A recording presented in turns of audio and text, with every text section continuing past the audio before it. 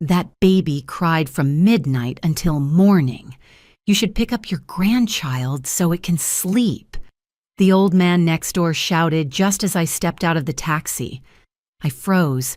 I didn't have a grandchild. He pointed straight at my window. I see your daughter-in-law holding the baby every night. A cold shiver ran down my spine. My daughter-in-law, Melanie, could not have a child, let alone hold one inside my house while I was away. That night, I pretended to leave town for a conference, but instead circled back through the rear alley and hid in the dark, cramped attic of my own home. And in that suffocating darkness, I heard the cry of a baby I had never met.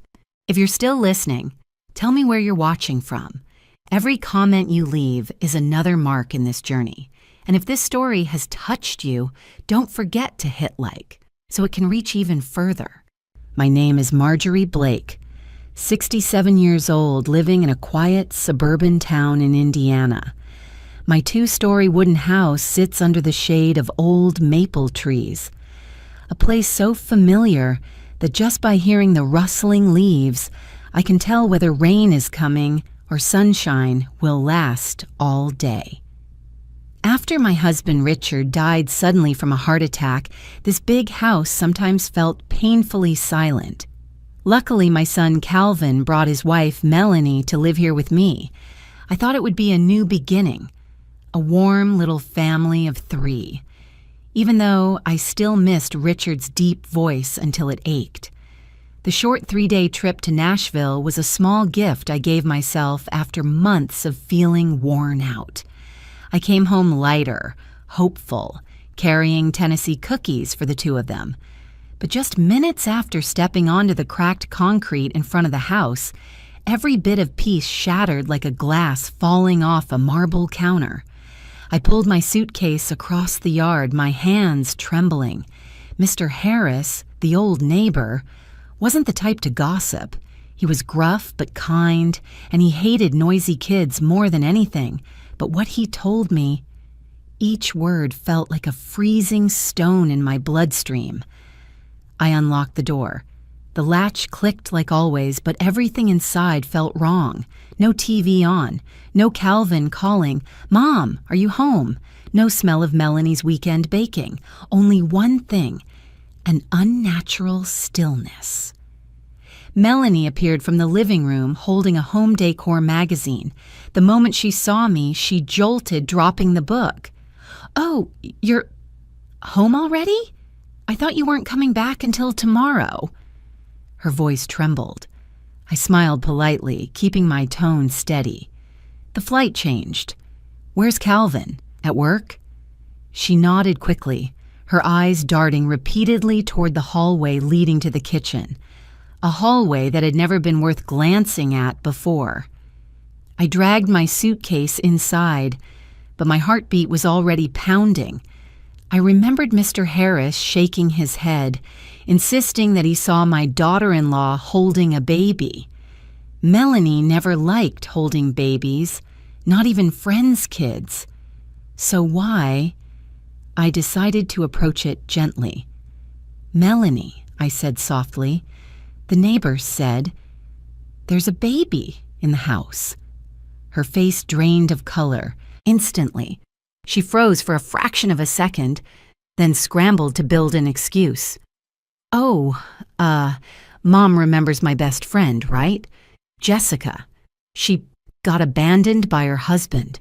She had to bring her baby here for a few days. I was going to tell you, but I didn't want you to worry." Jessica. A name pulled from thin air. Melanie had no best friend named Jessica.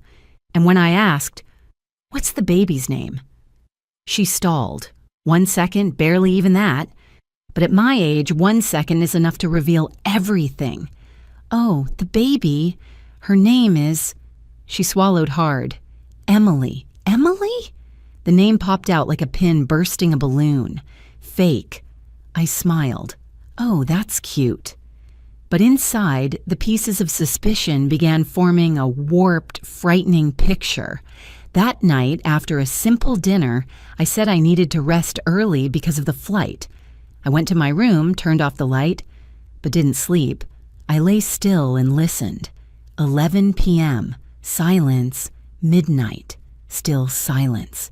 By 1 a.m., I was starting to think I might be overreacting, but at exactly 2:14 a.m., a small sound brushed through the hallway, then a baby's cry, faint, tired, but unmistakably real. I shot upright, my whole body feeling doused in ice water. The cry wasn't from next door, not from a TV, not my imagination. It was inside my house. Then footsteps, a woman's whisper, "Hush, baby, don't cry. Don't let anyone hear you." My heart clenched. I recognized that voice. It wasn't Melanie. It was softer, younger, different. I sat in the dark until sunrise, clutching the blanket like it was the only thing holding me together. At 6 a.m., I went downstairs with a calm face. "Melanie, I have to attend a financial workshop in Chicago, 3 days." She seemed startled at first, then relieved, visibly relieved. I rolled my suitcase out the front door, closed it gently, and began a performance I never thought I'd stage at 67. I took a taxi to the train station, got out, circled back through the neighborhood, slipped through a side path behind the houses, entered my own back door with an old spare key Melanie didn't know about. I moved quickly upstairs, climbed onto a wooden chair, and opened the attic hatch. My attic was nothing fancy.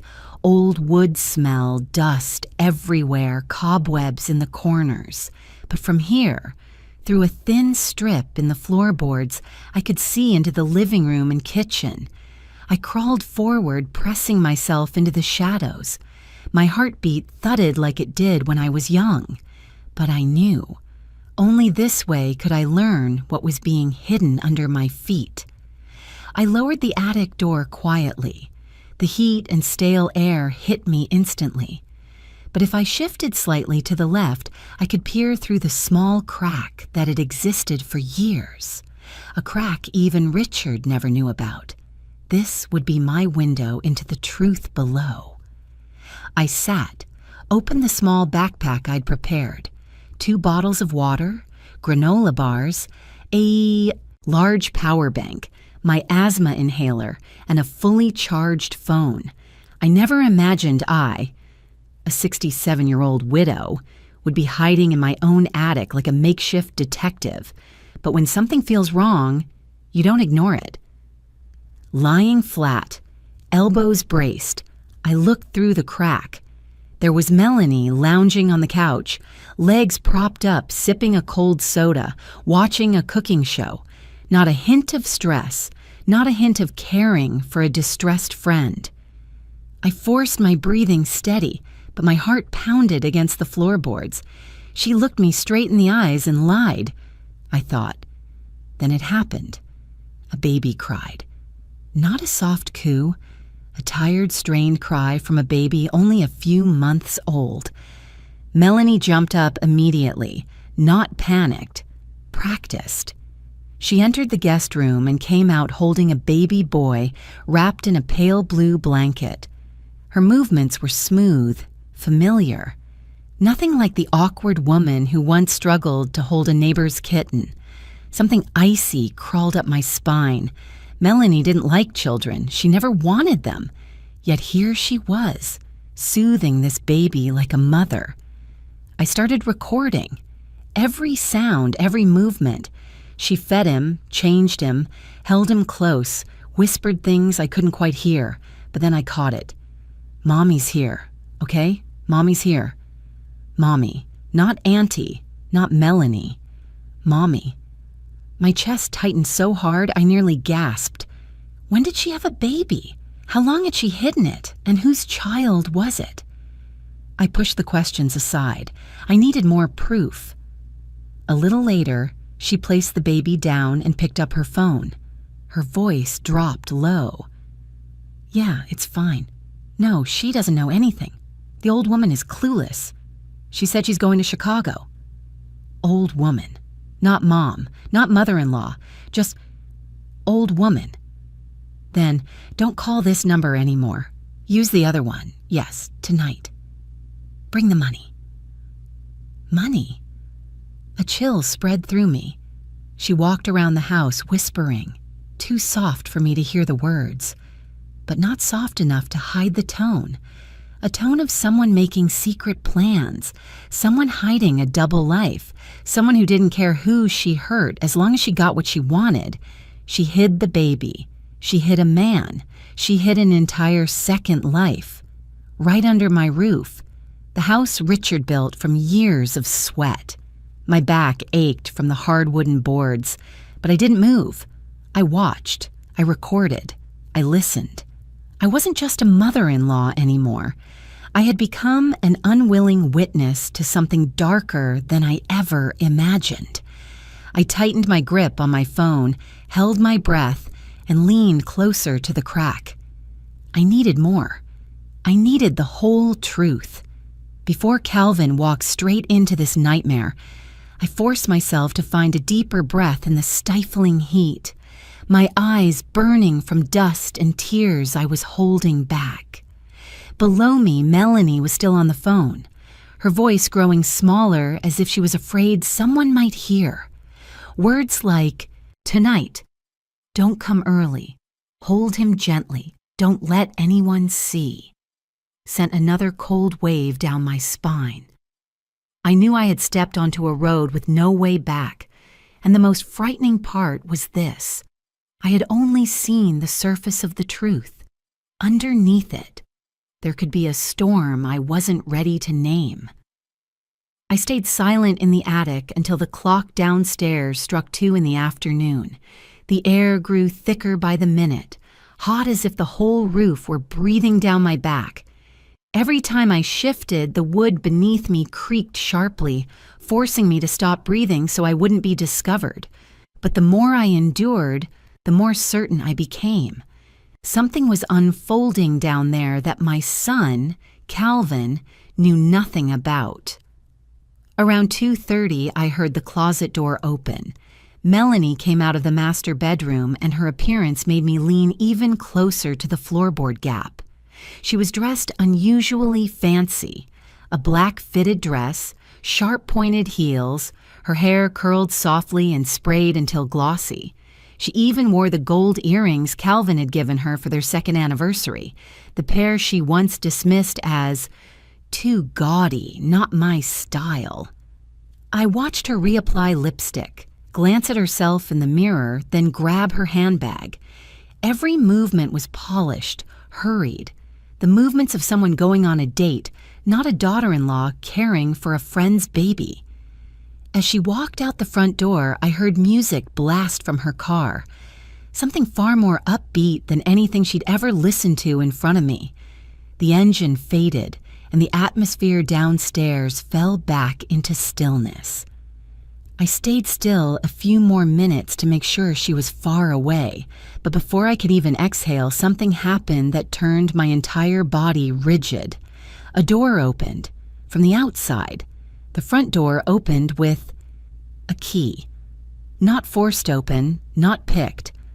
Unlocked with a key. I pressed my ear to the gap. A man walked in. Sneakers, jeans, a fitted t-shirt, moving with the ease of someone who'd entered this place 100 times. He didn't look around. He wasn't worried about being caught. And that terrified me even more. "Mel, I'm coming in." His voice was low, familiar with this house in a way even I didn't feel at that moment. But Melanie had just left, and he clearly knew she wasn't here. That greeting was just habit, something you say when you walk into your own home. He set a bag on the table, took out his phone. When the screen lit up, I saw the newest text message. "Baby, are you free tonight? I miss you." I couldn't hear my own heartbeat anymore. My whole body went cold so fast I had to pull my shirt closer to my chest to keep my heart from breaking open. Baby. The stranger was texting Melanie. There was no doubt now. Melanie was having an affair. He walked straight to the guest bedroom where the baby was sleeping. When he opened the door, the child let out a small sound, then quieted as if Recognizing him, the man lifted the baby with perfect ease, even more naturally than Melanie. "Daddy's here. Be good today, okay?" He spoke with a tenderness and familiarity that sent a ringing through my skull. This child wasn't someone's temporary baby, not a foster child, not a friend's.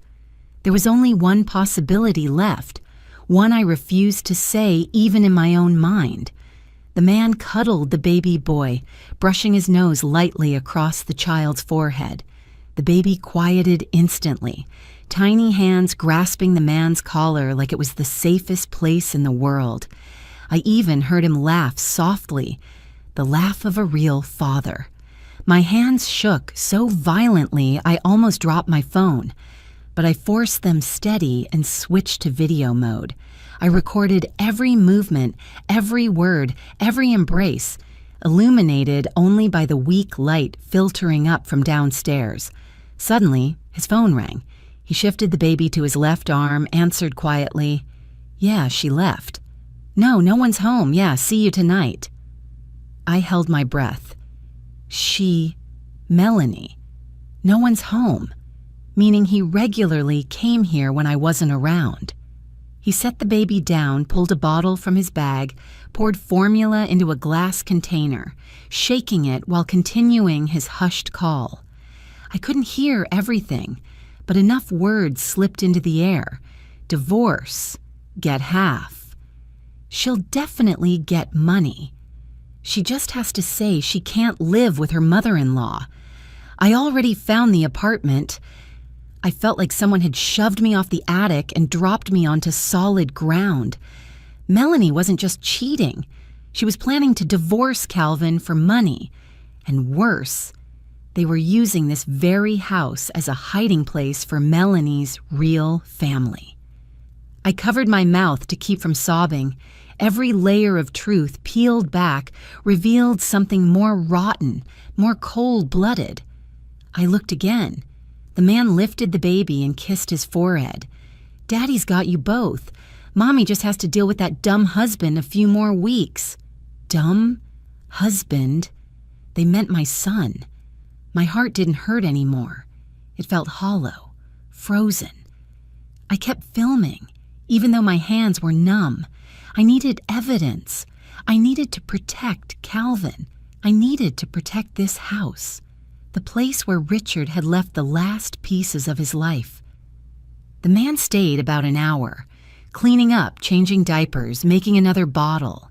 I saw receipts in his bag, formula, wipes, baby toys, all paid for with Calvin's card. They were using my son's money to raise another man's child. I wanted to scream, but all I could do was lie there under a layer of dust, holding my breath, watching. When the man finally left using Melanie's key, I felt like I had lived through a nightmare stretching an entire century. I thought the story had hit rock bottom, but then, when Melanie returned about 2 hours later, I noticed something that made the blood in my veins stop, moving. As she bent down to pick up the baby, I saw her left eyebrow, smooth, unbroken. No faint half-inch scar from last year's accident. The scar I remembered more clearly than her smile. I leaned closer to the crack, looked again.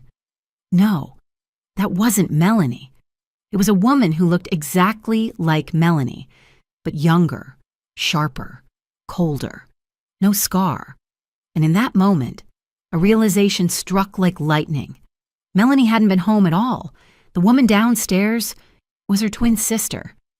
I stayed frozen for so long that my back went numb from pressing against the attic floor. The heat felt like a stiff, dry blanket wrapped around me, but my body barely registered any of it. Every sense I had was locked onto one detail, the scar. Melanie had a thin half-inch scar on her right eyebrow. It happened when she slipped in the bathroom and hit the sink. I was the one who put the little bandage on it with my own hands. I remembered every line of it, every expression she made when she looked in the mirror. But the woman holding the baby downstairs The woman I'd been watching for 2 days had a completely smooth brow. No mark. It wasn't Melanie. I pressed my eye to the crack, studying her features under the afternoon sunlight spilling into the living room. Her brows were sharper, her eyes colder, her jawline a bit stronger. 2 different women, so identical that 3 yards away, no one on earth could tell them apart, except me. I felt my body grow colder as the terrible idea formed fully. I forced myself to breathe evenly so I could keep watching. The woman, I'll call her her because I didn't yet know her name, held the baby with a detached expression. There was no softness, no affection, just familiarity, routine, obligation without tenderness. She paced through the living room like it was her own apartment, not a house she was borrowing to help a friend. Nothing about her suggested temporary. Everything suggested ownership. A wave of nausea rolled through me. If this wasn't Melanie, where was Melanie?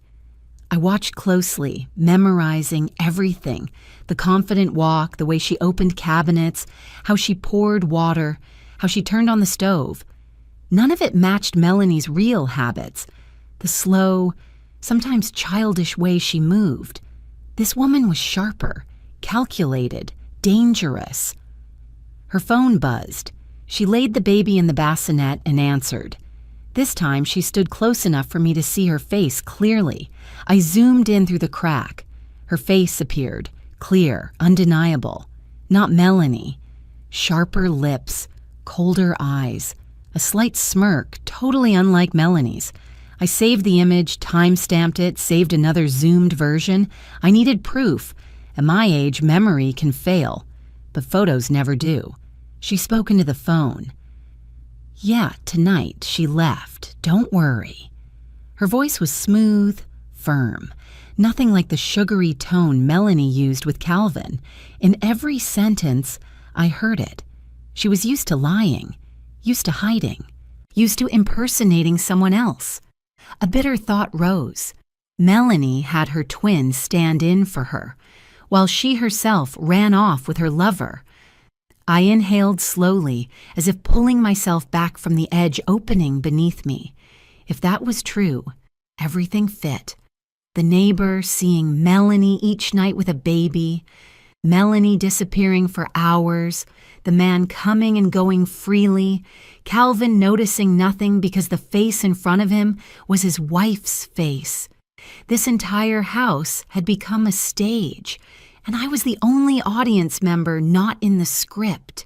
I lay still, feeling betrayal climb into my throat until it nearly choked me. I had cooked for Melanie, held her when she pretended to cry over work stress, believed she was the one who finally made Calvin truly happy after Richard died. And all along, she had treated this home as the backdrop for her double life. I had to stay calm. I checked the time. 3:30.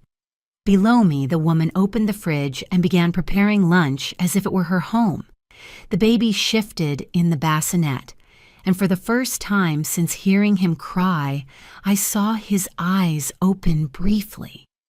Last night, I only heard the cries, but now I saw his pale brown eyes. He was too young to understand anything, too innocent to know he was lying in the middle of so many layers of adult wrongdoing. I opened my phone again and reviewed the videos and photos I'd taken. I enlarged the woman's face. No scar. Eyes slightly longer than Melanie's, cheekbones higher. I saved another version. This isn't Melanie, I whispered to myself, as if saying it aloud gave the truth the weight it needed for when I faced Calvin later. But I couldn't confront anyone yet. Not now.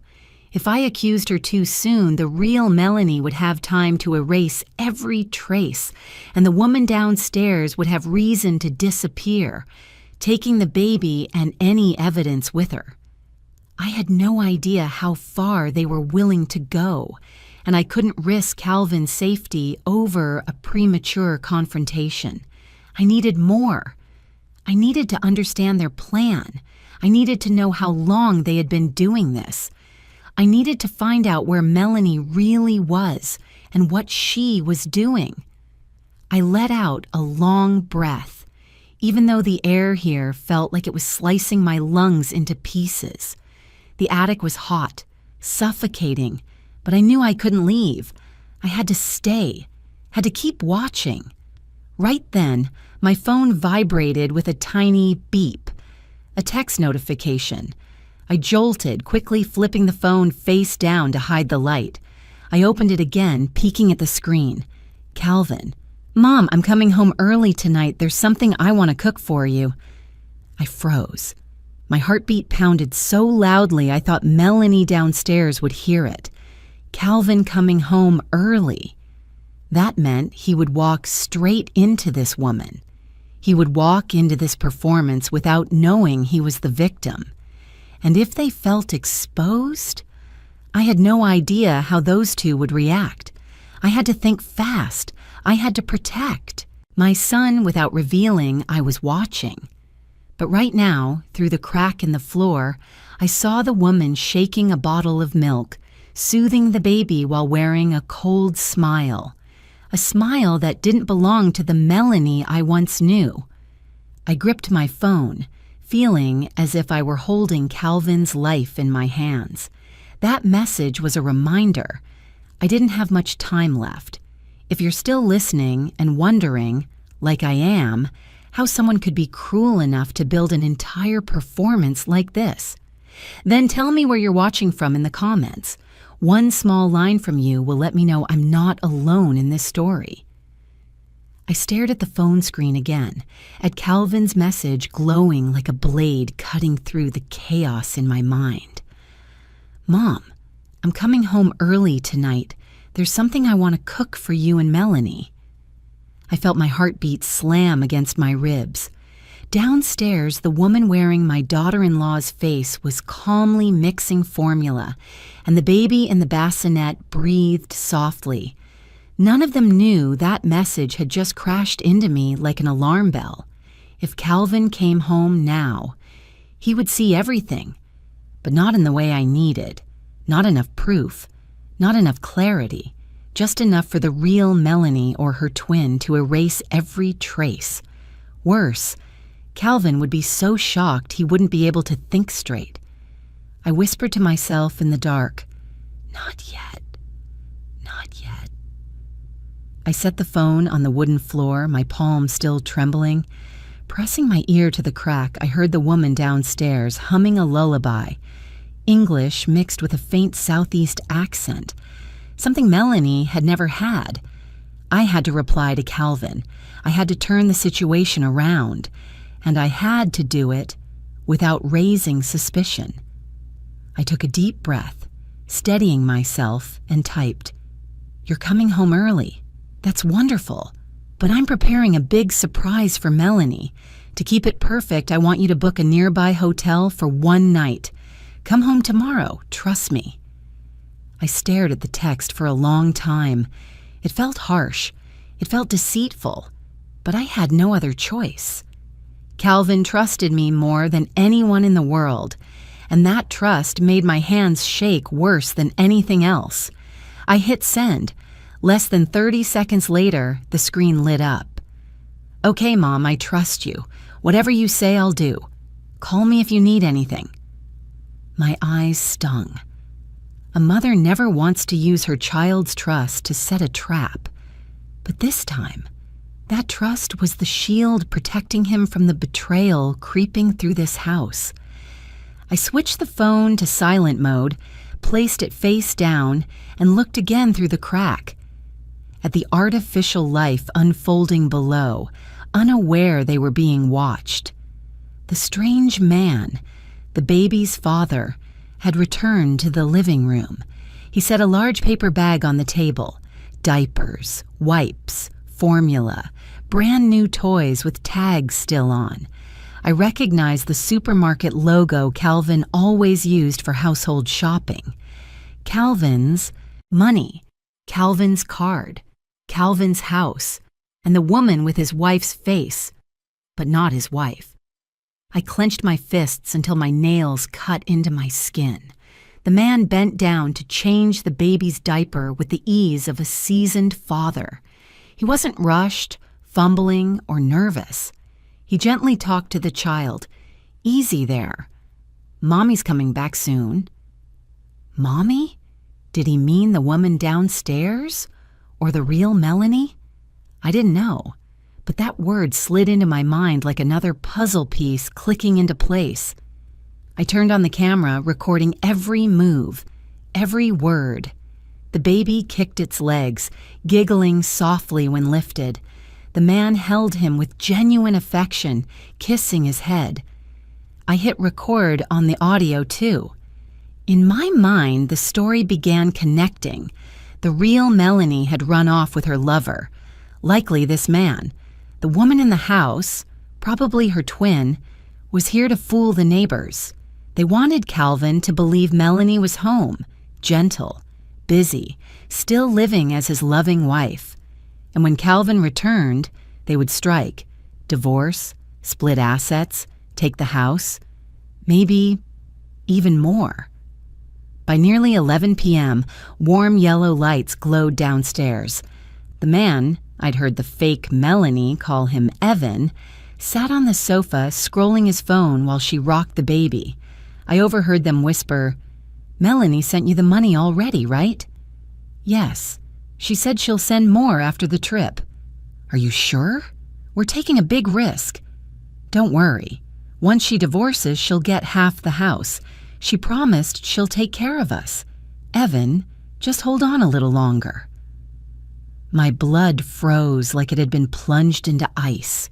The real Melanie, my daughter-in-law, was paying her sister to come into my house, impersonate her, care for the child she had with another man, while Calvin worked himself to exhaustion to support their family.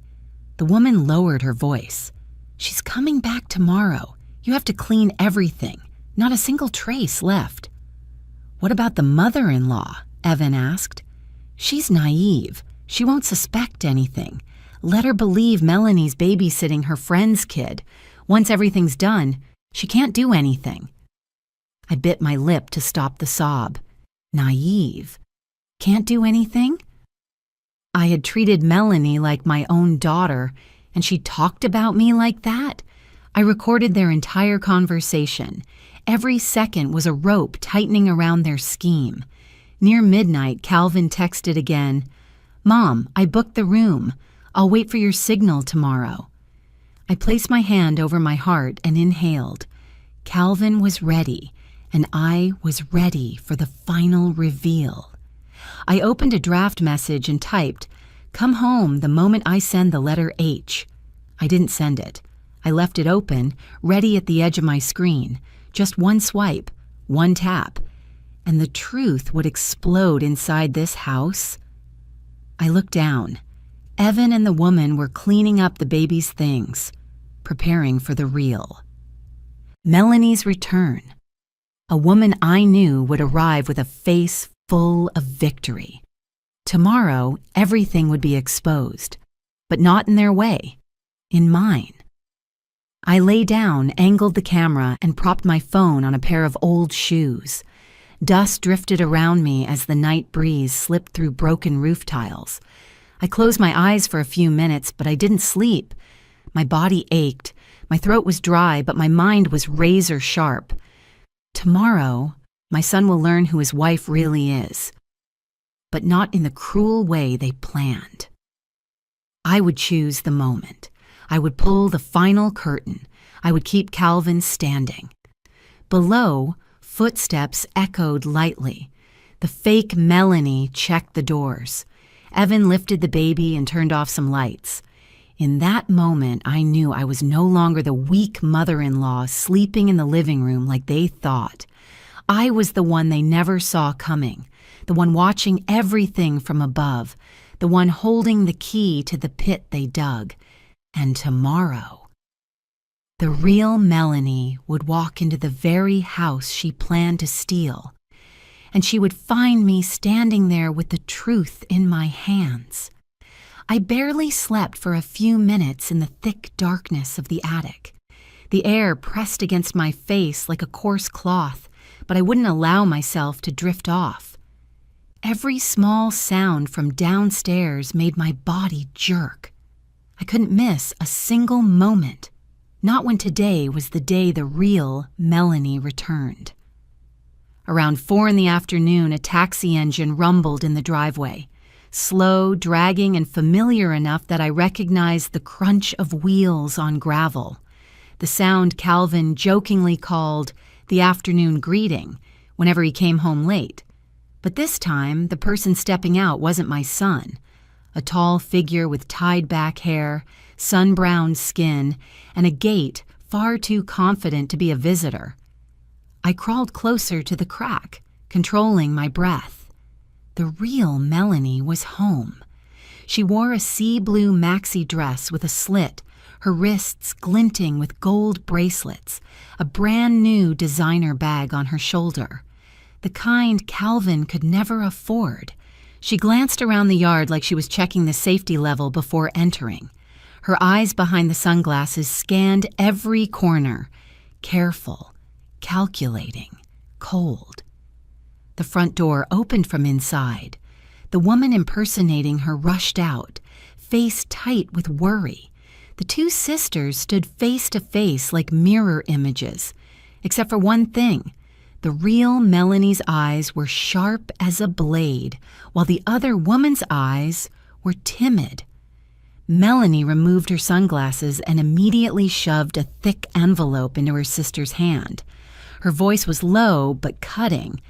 Even through the floorboards, I shivered. "Here, your share. Don't complain. We agreed." The woman pretending to be Melanie quickly hid the envelope inside her jacket, as if even the air could expose her. The envelope was thick, proof they'd done this more than once. I tightened my grip on the phone and kept recording. Melanie stepped inside, and instantly disgust washed over her face. She couldn't hide it. The house smelled like a baby, formula, powder, plastic toys. She wrinkled her nose like she'd stepped in filth. "Where's Evan?" she asked. The man appeared from the kitchen, looking awkward. He didn't hug her, didn't smile, didn't greet her warmly, the opposite of how he was with the baby or the twin. They exchanged a bland nod. That told me everything. The baby wasn't Melanie's. Only the twin and the man belonged to this real family hiding in my house. Melanie glanced at the baby's bassinet with visible disgust. Not fear of infants, but fear of the baby's existence in her house. "Clean everything, all of it.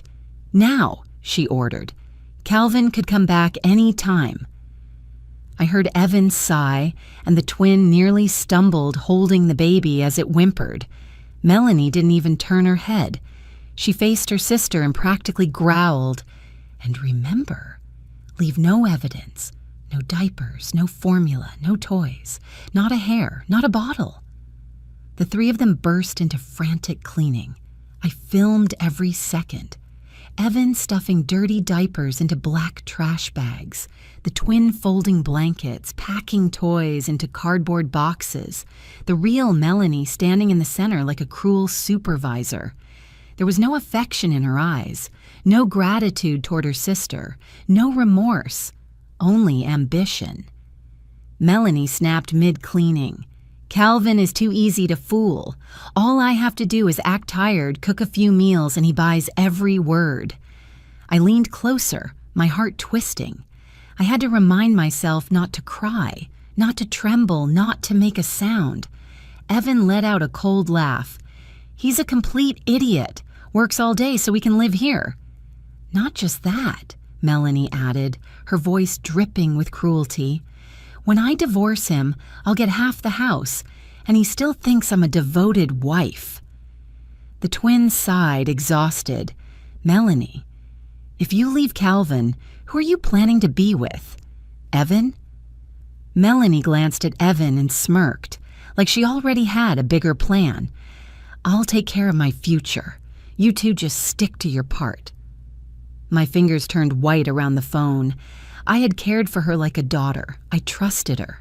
I treated her with the love of a widowed mother pouring herself into her son's little family, and she planned to take everything. I pictured Calvin, his gentle eyes, his kind smile, his determination to protect his family. The pain in me hardened into something else, fierce, sharp, unwavering. I couldn't let my son collapse when he faced this truth. I had to control the timing. I had to protect him from the cruelest blow. I slipped my hand into my coat pocket and touched my phone. The draft was still there. Come home the moment I send the letter H. Just one swipe and everything would erupt. But I needed one more piece. One final detail that would lock their lies shut. Melanie walked into the kitchen, opened the fridge, and grimaced. "This milk smell is awful. Throw everything out." Her sister hurried. I already sprayed the room. I washed the mattress. I cleaned the baby's sleeping spot. Melanie sighed like she was speaking to a servant. "Do it again. I don't want anyone to know a baby was ever here." Then she said something that almost made me drop the phone. "Calvin is too soft. If he sees baby stuff, he'll think I'm hiding someone's child. Or worse, he'll want to adopt it. I don't want any burden." Those words weren't just confession. They were motive. Cruel motive. Contempt distilled to its purest form. I looked down again. Evan held the tired baby, patting his back. The infant rubbed his face against his father's shoulder, worn out from being shuffled around. The twin carried a huge trash bag, and the real Melanie, the woman I trusted, stood there as the architect of this entire scheme. I nodded to myself. It felt like I had just closed the final report of my investigation. I had everything: footage, audio, statements, actions, money exchange, the divorce plan, their contempt for Calvin, their contempt for me. I lifted the phone, my finger hovering over the draft message. Calvin was waiting for my signal, and I had waited long enough. But I needed just one more detail. I needed to see the real Melanie's face up close, under the clearest light. That would be the final piece of proof. The thing that separated her completely from her twin. I pressed my eye to the crack again, holding my breath tight in my chest. Below, the real Melanie bent down to tighten the straps on her sandals, her hair falling to one side. No scar, even eyebrows, smooth skin, cold eyes, a mouth shaped like a blade. I hit record, held the camera steady, saved the file. Done. My heartbeat slowed but grew heavier. I wasn't shaking anymore. It was time. I pulled up the draft message. My finger hovered exactly where it needed to be. "Get ready, son. Wait for my signal." Calvin replied in less than 2 seconds. "I'm ready." I looked down at the house, at the 3 people desperately trying to erase every trace of their wrongdoing. I saw Melanie's real face turned toward the window, the afternoon sun sliced across her features, sharp, cruel, unrepentant. I closed my eyes for a few seconds, and I knew. The moment of reckoning was very, very close. I held my phone, my fingers trembling with a mix of fear, fury, and something older, a kind of resolve only a mother pushed to her limits could possess. Below, those 3 truly believed they had erased every sign of what they'd done. They sat resting, drinking water, exhaling like they'd just cleaned a rental unit, not covered up a family crime. This was the moment. I opened the message and sent it. "Calvin, come home now." No emoji, no explanation, no softening. All he needed to understand was this. His mother was calling, and this time it wasn't about dinner. I held the phone in my hand and listened to every sound below. The woman pretending to be Melanie was untying the baby's bib, while Evan ran a hand through his messy hair. The real Melanie sat cross-legged on the sofa, face glued to her phone as if the only thing that mattered were her own messages, not the child lying in the house of the husband she planned to betray. "It's all set," she said smugly. "Calvin will never figure it out." The twin gave a weak, nervous laugh. "You sure?" "Of course," the real Melanie muttered without looking up. "He trusts me like he trusts God." My chest tightened. Right at that moment, the sound of a key sliding into the lock cut through the air, metal turning, clean, sharp. 1 second later, the front door opened. All three froze. Calvin stepped inside, his face still bright with the excitement of surprising his wife. He held a bouquet of tulips, her favorite, and the smile spreading across his face suddenly died. Because right there in front of him, 2 Melanies, 2 identical women standing in his living room, one holding a baby, one sitting on the sofa, hair perfect, new dress, heavy makeup. Calvin stared, blinking rapidly, then looked around the house. Two of you?" he choked out, his voice strangled. The bouquet slipped from his hand and hit the floor. Tulip petals burst apart. Evan backed against the wall, color draining from his face. The twin clutched the baby tighter, as if it could shield her from reality. The real Melanie jumped to her feet, forcing a twisted smile. "Calvin, I can explain." But she didn't get the chance, because I stepped down. The attic door clicked softly open. The creak of the hinges sliced through the tension like a blade. Each of my footsteps down the stairs felt like the countdown of a bomb. I walked into the center of the living room. Calvin stared at me, confused. "Mom, you were in the attic?" I nodded, keeping my expression calm even though my heart was pounding like a war drum. "I was there," I said slowly, evenly, "for 4 days." The real Melanie's eyes widened. You were doing what up there?" I looked straight at her, into the eyes I once believed belonged to the daughter I gained through marriage, watching, recording, filming everything. Calvin staggered. "Mom, filming what?" I took my phone from my pocket. In the dead silence, the sound of my thumb tapping the screen was as loud as a pin drop. I pressed play. Their voices filled the room. Melanie calling Calvin an idiot. Evan saying his money.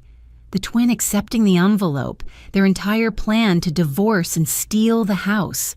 Calvin looked like he'd been slapped across the face. The real Melanie lunged to grab my phone, but I stepped back and held it close to my chest. "Don't touch me," I said, my voice slicing through the room.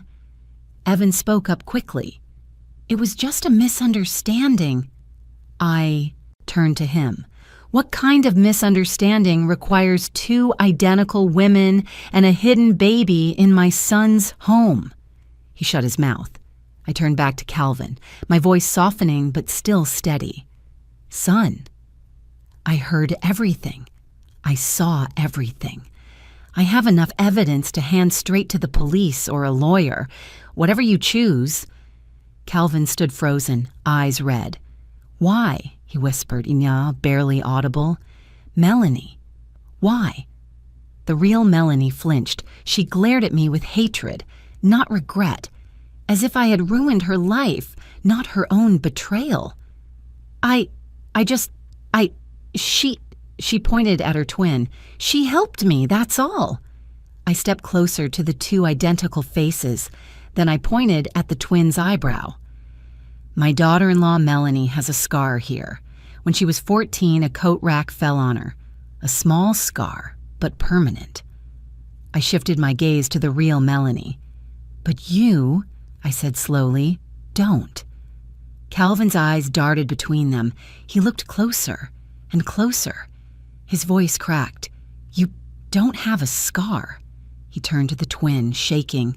"So, who has been living with me these last 4 days?" The twin burst into tears, clutching the baby. I only did what Melanie told me. I just needed the money. Evan covered his face, stepping back into a corner. The real Melanie. She finally met Calvin's eyes with nothing left to hide. She broke into tears, not grief, but the tears of someone caught red-handed. Fine, I want a divorce, she screamed. I'm done with all of this. I don't love you. I want my life. I want him. She pointed at Evan. I want to be with the man I chose. Calvin staggered. I rushed to steady his arm. His breathing came fast and uneven. What did I do wrong? He whispered. I just wanted to love you. Melanie sneered. You didn't do anything wrong. You're just boring. No ambition. Not enough for me. I bit my lip to stop myself from crying. Her cruelty toward the gentlest man I had ever known made my hands tremble with rage. Calvin pressed a hand to his forehead, voice breaking. You used my house to raise someone else's child? Melanie snapped back. It's his child, she pointed at Evan, but that's not your concern anymore. We're leaving. This isn't my home. I turned toward her. No, Melanie, the moment you stepped into this scheme, you forfeited the right to call this your home. She glared at me like a trapped animal. You have no right. I kept my voice calm. I have every right when it's my son who has been hurt. She couldn't respond. The twin cried harder. Evan hung his head, and in the thick silence of a collapsing lie, Calvin took a deep, shaking breath. Fragile, but stronger than before. Get out of my house, he said, each word heavy as stone. Now. All three stared at one another in panic. I stood beside my son, holding his hand, and I knew this moment wasn't just the end of their scheme.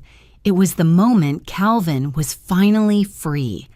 I hadn't even caught my breath yet when the woman pretending to be Melanie clutched the baby tightly to her chest, whispered something to Evan, and the two of them scrambled toward the back door. Neither of them dared look at me or Calvin. They just wanted to get out of the house as fast as possible, like ghosts exposed under broad daylight. I heard the back door close with a sound so soft that if every nerve in my body hadn't been stretched tight, I might not have realized they were gone. No baby, no Evan, no more performance left to save the situation. Only the real Melanie stood in the middle of my living room, her face twisted after having the mask she'd worn for so long ripped away. She trembled, then suddenly jabbed a finger at Calvin, as if he were the one who caused every disaster she had brought upon herself. "It's all your fault!" she shrieked, her voice so sharp it made my ears sting. "You're always working. Do you ever care what I want? Do you ever ask what I need?" Calvin didn't answer. He just stood there, his hands still trembling, like the world had collapsed right in front of him and he didn't have the strength left to hold it up. Melanie stepped closer. Tears streamed down her face, but there was no remorse in her eyes, only anger at being exposed. "You made me feel like I was living in a box, always controlling, always demanding. I'm not the kind of woman born to live in someone's shadow," she screamed, then spun toward me as if searching for another target to unload her humiliation on. "And you," she pointed directly at me, "you think you were so good to me? No, you were always watching me, always judging me, always breathing down my neck. You wanted me to live the way you wanted, to be obedient, to be the perfect daughter-in-law."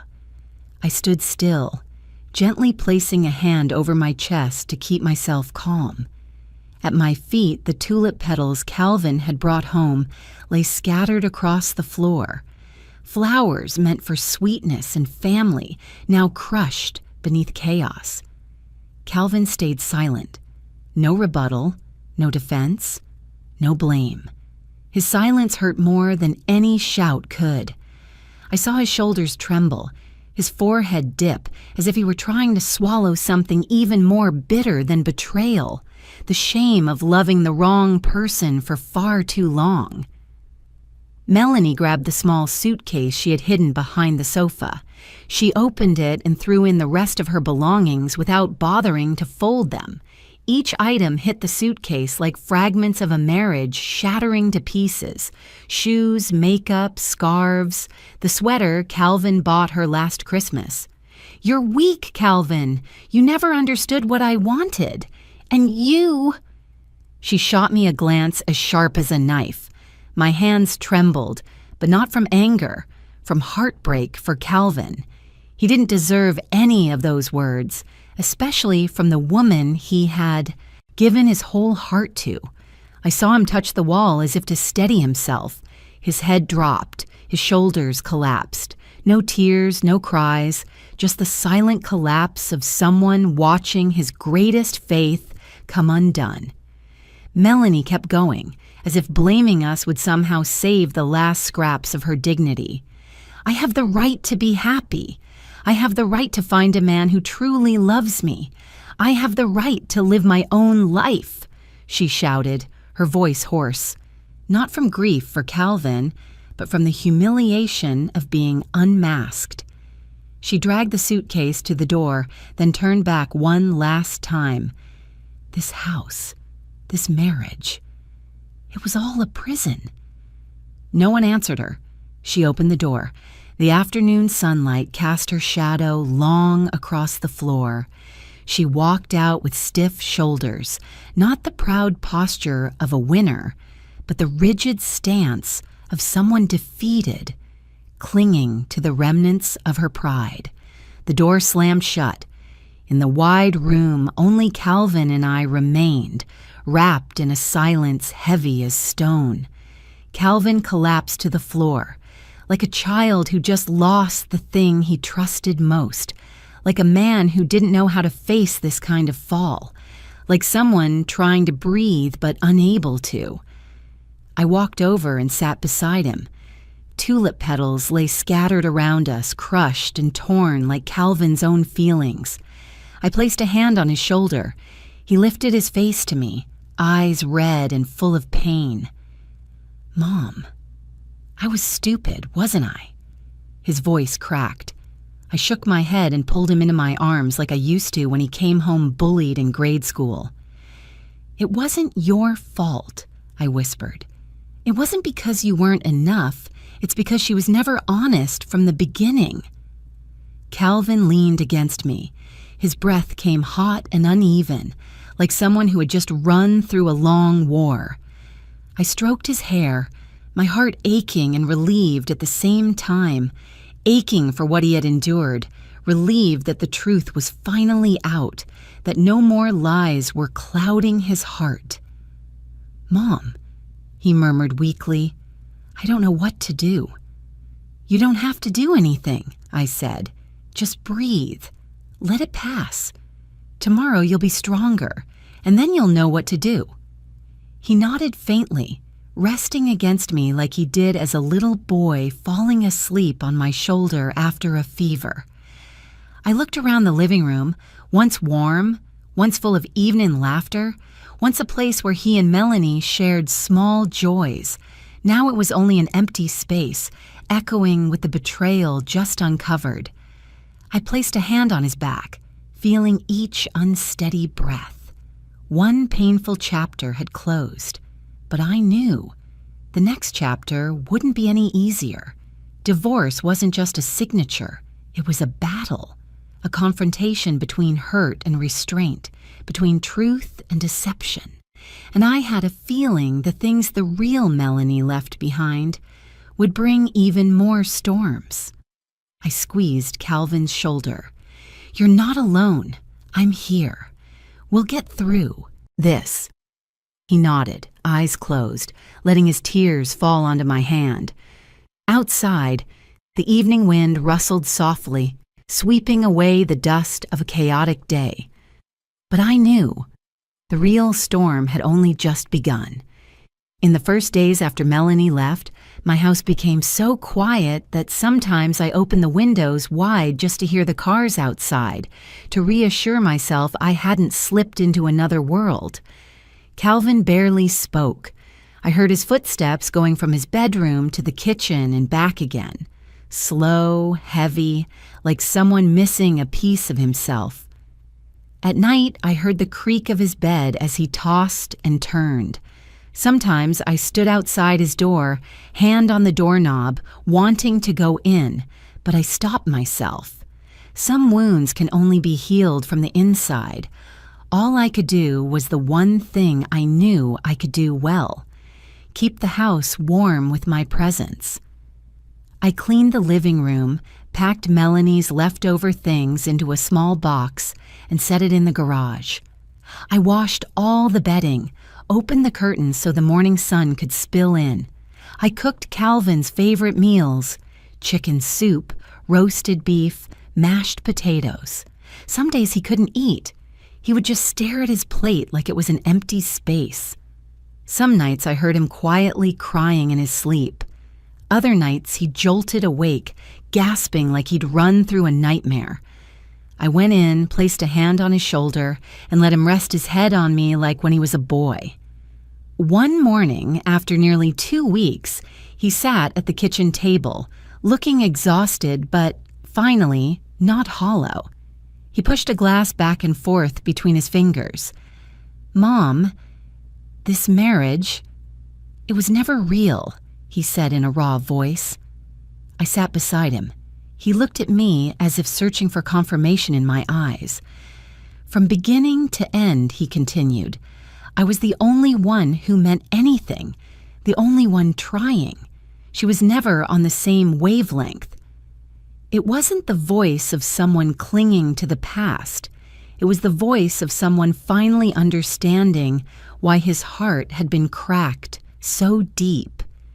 3 days later, he told me he had filed for divorce. I wasn't surprised. Calvin was gentle, but he wasn't weak. Once he saw the truth clearly, he never stepped back. He also submitted his resignation. I remember the moment he stood in front of the mirror, removing the tie he'd worn nearly every day for 8 years. He set it on the bed, touching it one last time, like a farewell ritual. "Mom, I don't want that environment anymore," he said. "I tried so hard to be the kind of man who could provide everything, but in the end, I lost myself." I replied, "You don't owe anyone the version of you that costs your soul." A week later, he found a new job at a supermarket 10 minutes from home. It paid much less, but when he came back after work, he wore a soft, genuine smile, one I hadn't seen since the day he married Melanie. We started fixing the backyard. Spring came early here, bringing the smell of wet soil and new leaves. Calvin knelt to pull weeds Melanie once called ugly. I asked him what he wanted to plant. He stared at the empty patch of dirt like he was staring at his own healed heart. "Whatever flowers you like, Mom." My throat tightened again. In the evenings, instead of hiding in his room, Calvin sat with me in the kitchen. We cooked simple meals Melanie once mocked as boring. Calvin began smiling again, small, brief smiles, but real. Each one made my chest lighten a little. One night he said, "Mom, I think I finally slept 4 hours straight." I had to pause and breathe before I could answer. He cared more about his hair, his clothes, wiping the table, making tea before bed. Little things that had disappeared when he spent all his energy trying to satisfy a wife who never intended to appreciate him. One afternoon, while I was picking vegetables in the yard, he stood beside me holding a watering can. He looked at the tiny carrot sprouts breaking through the soil, then sighed, the relieved sigh of someone slowly reclaiming himself. "I thought I was going to fall apart, Mom," he said.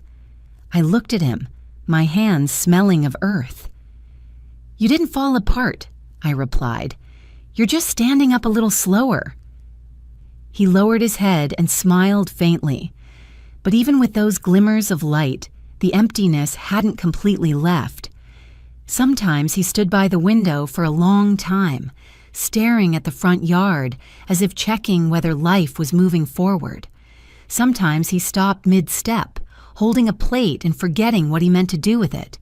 Sometimes he sat on the porch, listening to the leaves rustle, needing the quiet to rest his heart. I didn't push him. I let him heal at his own pace. One rainy evening, after dinner, there was a knock at the door. Not urgent, not loud, but persistent. 3 knocks, hesitant, then 3 more. My spine chilled, not in fear, but in recognition of something inevitable. Calvin put down the dish he was drying. I set the towel aside. We exchanged a look. The rain poured harder outside. A 4th knock. We both froze. "Mom, who would come at this hour?" he asked. I didn't answer. A heavy, uneasy intuition settled into my chest. Calvin stepped toward the door. I followed him. He grasped the doorknob, hesitated a second, then opened it. A cold gust of wind blew into the house, and with it, a thin, soaked silhouette standing on the steps. It took me a few seconds to recognize her, not because she was unexpected, but because nothing about her resembled the proud Melanie I once knew. She was drenched head to toe. Her hair hung in tangled clumps across a face pale and bare without makeup. Her designer dress was torn. Her clothes clung to her like a second skin. One heel remained, the other gone. No purse, no jewelry, no touch of glamour left. She looked like she had walked through a storm, not just of weather, but of fate. She opened her mouth, but only a trembling breath came out before she collapsed to her knees on our doorstep. "Calvin," she whispered, her voice breaking like the wind itself. "Please, help me." Calvin stood still, his hand frozen on the door. I watched his expression twist, pain, shock, and above all, exhaustion. Melanie braced herself on the step, rain dripping off her chin. She lifted her swollen eyes to him. "I'm sorry. I'm truly sorry," she choked out, reaching weakly for his pant leg. "I have nowhere to go." Calvin stepped back half a pace. He didn't push her hand away, but he didn't bend down either. He just watched her like a stranger. I stood beside him, silent. Some choices a mother cannot make for her son. Melanie tried to stifle her sobbing, but suddenly burst into a raw, jagged cry. "He left me," she wailed. "Evan left me. The moment my money was gone, he blocked my number, disappeared, didn't leave anything. Not a word." Calvin frowned. Maybe he wasn't surprised, but hearing her admit it out loud made the air even heavier. Melanie's hands clenched together, her nails pressing into her skin until they turned white. "I went to her house. I thought at least our family would still stick together." She gasped, her voice shaking. "But she wouldn't take me in. She said I only use people. Said I only call when I need something. Then she slammed the door in my face." Her shoulders dropped, rain mixing with her tears. "I don't have a home. I don't have friends. I don't have anything left." I looked at her. The woman who once hurt my son, who once stood in this very house with cold pride, now kneeling on my tile floor, tattered like a wet leaf, blown down in a storm. There wasn't even a flicker of satisfaction in me, only a deep sadness, the kind that comes when you realize everything that never needed to happen happened anyway, and none of us won.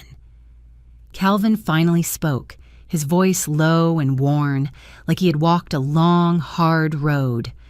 "Melanie," he said slowly, "where's your lover?" The question sliced straight through the air. Melanie burst into louder tears, her voice twisting. "He doesn't want me anymore. When I told him I had no money left, he took everything, my ring, my purse, then pushed me out of the car. I was such a fool. Calvin tightened his grip on the doorframe, but instead of anger, there was a heartbreaking kind of understanding in his eyes. Melanie bowed her head, her shoulders trembling. Calvin, I'm sorry. I thought I could have a better life. I thought his love was real. I thought I deserved more. But in the end, I have nothing. She looked up, her eyes full of water. Please, don't leave me out here in the rain. Calvin exhaled. It was a long, tired breath, the kind that made my own chest tighten. Then he knelt so he was at her eye level, but still kept a small distance, like a line he no longer wished to cross. Melanie, he said, his voice strangely calm, I don't hate you. She lifted her face, stunned. He continued, I don't want you dying out on the street. I don't want you spending the rest of your life paying for one mistake. Melanie sniffled, her hands gripping his pant leg harder, as if trying to hang onto her last thread of hope. I don't hate you, Calvin repeated softly, but I'm not going back. She froze, as if his words had taken the remaining breath out of her chest. Calvin stood up and gently helped her rise from the cold, wet floor. I know a place that might take you in, he said. The church kitchen. They need helpers. The pay isn't much, but it's steady. They also have temporary shelter for women in trouble. Melanie opened her mouth, but her voice cracked into an unintelligible sound. Calvin walked inside, grabbed one of his old jackets and draped it over her shoulders. The jacket hung loosely, absorbing the rain right away, but it still shielded her from some of the cold sinking into her bones. He opened the trunk of his car, took out an old umbrella, and waited for her to step down from the porch. Melanie bowed her head deeply, choking out, Thank you. Calvin, thank you. Calvin nodded, saying nothing more. He led her to the car and opened the door for her. Before closing it, he handed her a small tissue. Take care of yourself, he said softly. So softly the rain almost drowned it out. Start over. You still have a chance. The car door shut. Calvin walked around to the driver's side and turned on the headlights, their glow stretching across the curtain of rain. I stood under the porch, watching them through the storm, my heart heavy, but peaceful at the same time. Calvin had chosen kindness, even after being hurt so deeply he almost couldn't stand again. The car rolled down the driveway, leaving a faint trail of light behind in the thick rain. When the taillights disappeared behind the wet trees, I gently closed the door, my hand on my chest as if trying to steady my own heartbeat. Melanie was gone. Calvin was standing tall, and I knew from this moment forward my son's life was turning to a new page, cleaner, truer, and written by his own hand. After Calvin dropped Melanie off at the place where she could start over, he returned home when the rain had eased, but the cold lingered. I heard the front door open, the sound of him hanging his coat, then his steady but tired footsteps entering the living room. No more shaking, no more panic like the early days, just the exhaustion of someone who had closed an old chapter and was ready to meet the next one. I placed a pot of hot tea on the table, the steam rising softly with the scent of mint.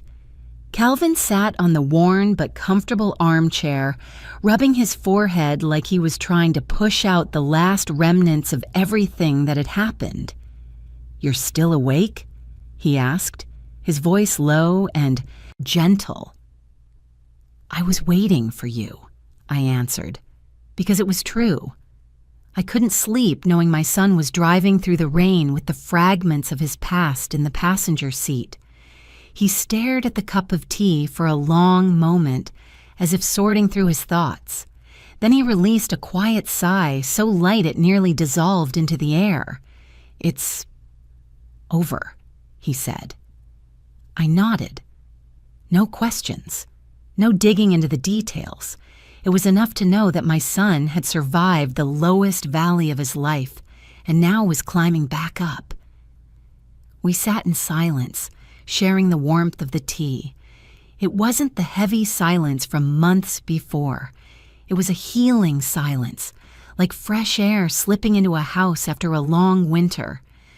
The weeks following that rainy night moved slowly, as if the house itself was learning how to breathe again after being suffocated by suspicion and lies. Calvin began his new job, a smaller office, less pressure, fewer late-night meetings. He didn't earn as much as before, but every time he opened the door and stepped inside with a calm, steady look, I knew he had made the right choice. In the mornings, I woke earlier to make coffee. The smell filled the kitchen, familiar yet somehow more peaceful.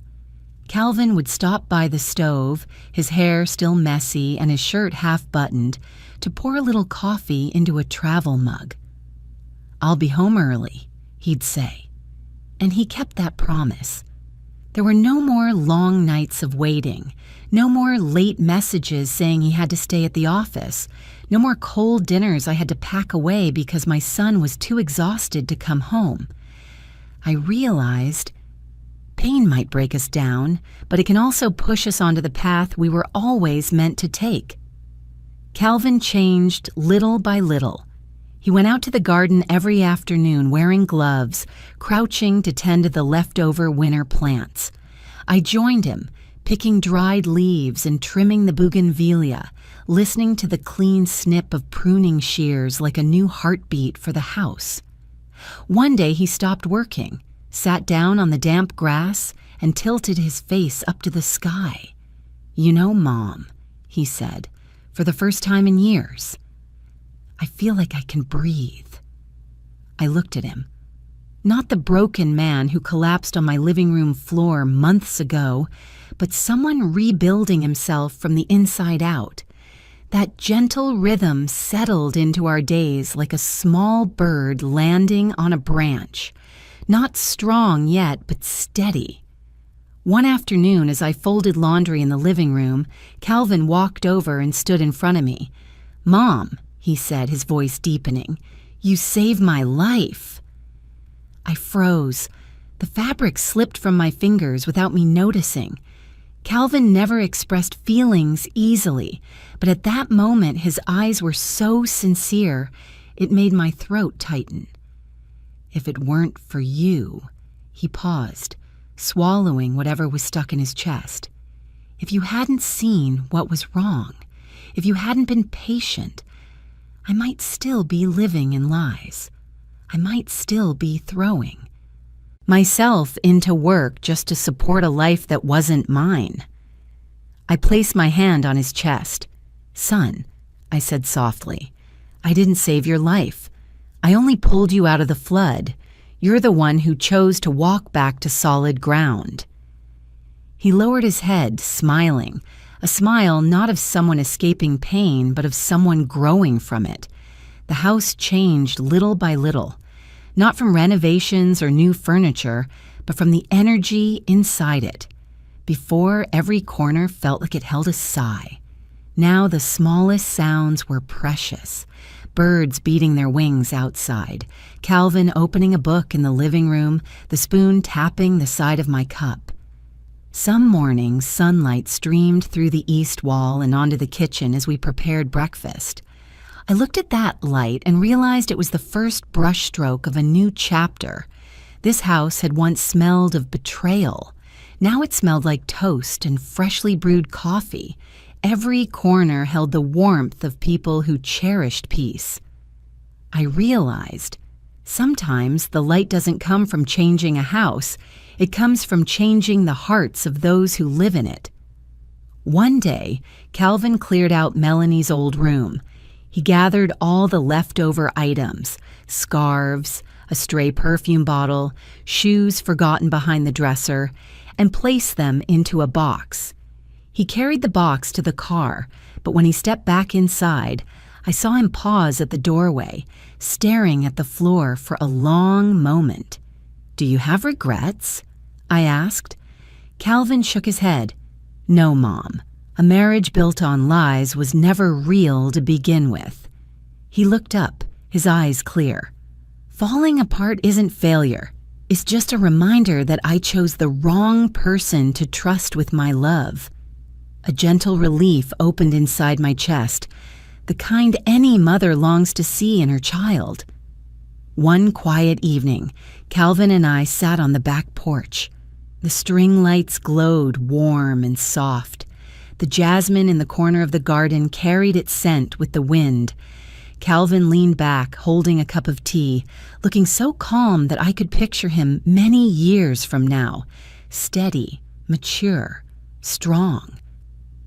"You always said every pain has a purpose," he said. "Now I get it. No one wants to hurt, but sometimes pain pushes you to the place you're meant to be." I smiled and answered slowly. "Pain doesn't exist to trap you. It exists to guide you back to your rightful path." Calvin set his cup down and leaned his head gently on my shoulder, just like he did when he was a boy. "Thank you, Mom," he whispered, "for seeing what I couldn't." I wrapped my arm around him, watching the warm light sway gently in the breeze. In that moment, I knew clearly. We had walked through the storm, and now we were standing in the calm. I don't know what the future will bring, whether Calvin will meet someone new or open his heart again, but I know this: my son has healed. Not healed by forgetting the pain, but healed by accepting it, growing from it, and no longer blaming himself. We began the next chapter of our lives, not loud or dramatic, but quiet, whole, and true. The light had returned to our home, and this time I knew it would stay. As I write these words, the house is wrapped in the gentle quiet of a late afternoon. Sunlight slips through the white curtains, casting a warm, honey glow across the wooden floor, reminding me of everything we've lived through, things I once thought I could never survive.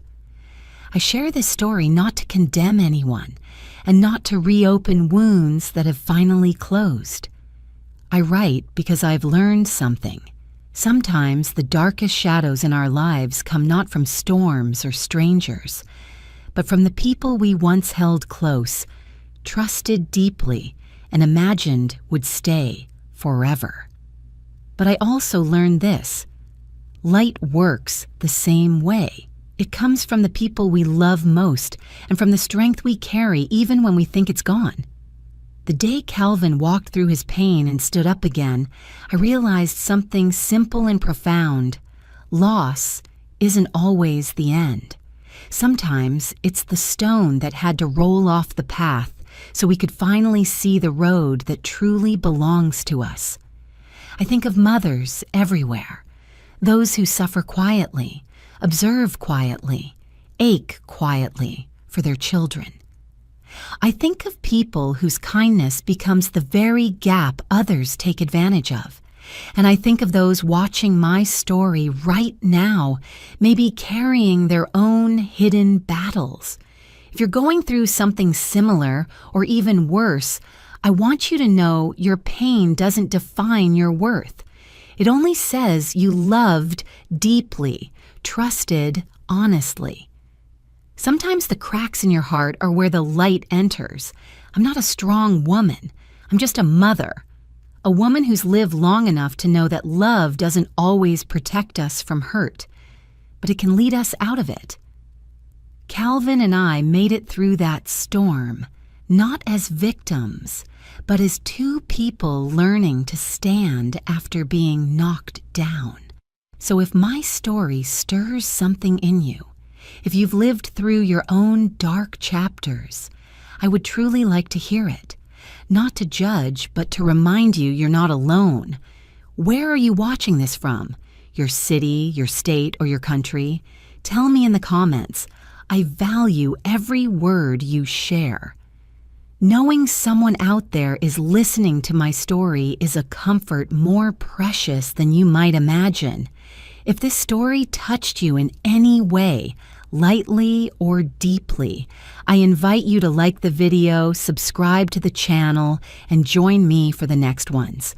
Not for views or numbers, but because I hope we can continue to meet each other through stories. Stories with both shadows and light, reminding us that life always has two sides. Thank you, truly, for staying until the very end. In a fast, noisy world like ours, having someone sit down and listen to a woman like me is a gift I never take lightly. I wish you courage, peace, and a warm home that truly feels like yours on your journey through life. And if one day you find shadows creeping into the places you trust most, remember that the light is close too. You just have to keep reaching for it.